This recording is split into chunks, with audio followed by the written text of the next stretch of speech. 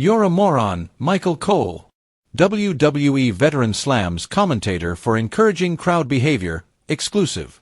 Michael Cole has been a consistent presence in WWE for decades. As one of the most recognizable voices in wrestling, he's called some of the most iconic moments in the company's history. However, not everyone is a fan of how he performs his duties these days. Former WWE writer and controversial personality Vince Russo recently criticized Cole for enabling what he sees as a growing problem in professional wrestling, the over-empowerment of live audiences. Over the years, pro wrestling has undergone significant transformations. From in-ring styles to production, and even fan interaction, the landscape is barely recognizable compared to previous eras.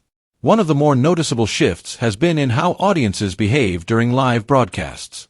Traditional crowd dynamics have eroded, with fans often cheering villains and booing babyfaces, not necessarily based on storyline logic, but on personal preferences or to make themselves part of the show. According to Russo, this evolution is not just organic, it's something WWE has allowed, even encouraged. He believes the company has failed to properly manage crowd psychology, letting the fans control the narrative instead of being guided by it. In his opinion, this leniency weakens storytelling and dilutes the emotional stakes of matches and segments.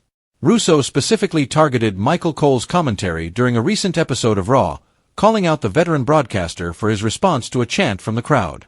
As the fans broke into a familiar "This is awesome" chant during a segment, Cole chimed in on air, essentially validating their reaction. For Russo, this was a major misstep. Michael Cole just goes, the WWE Universe showing their appreciation with a "This is awesome" chant. No. That's not awesome. You're a moron, Michael Cole, Russo said in a fiery rant.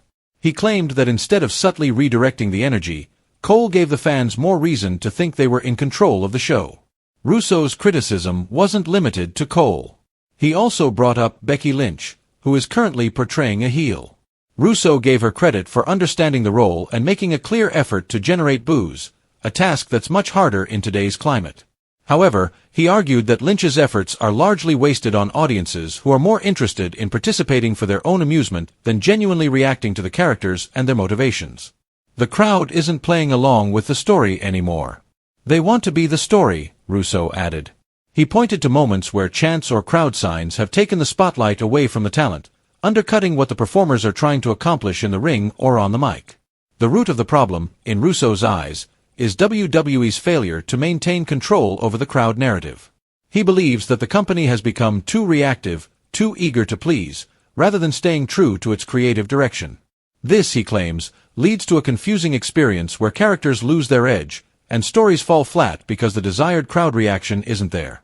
To fix this, Russo suggests that WWE, and its on-screen talent, need to actively work to re-establish control. This includes being mindful of commentary, how performers react to chants, and possibly even rethinking how certain arenas are mic'd to reduce unintended amplification of off-script fan reactions. Whether one agrees with Russo or not, his comments reignite an ongoing debate in the wrestling world. Should fans dictate the show, or should they be guided by the product? For now, Michael Cole remains the voice of WWE, but his every word, at least to some, might be contributing to a larger issue within modern wrestling storytelling.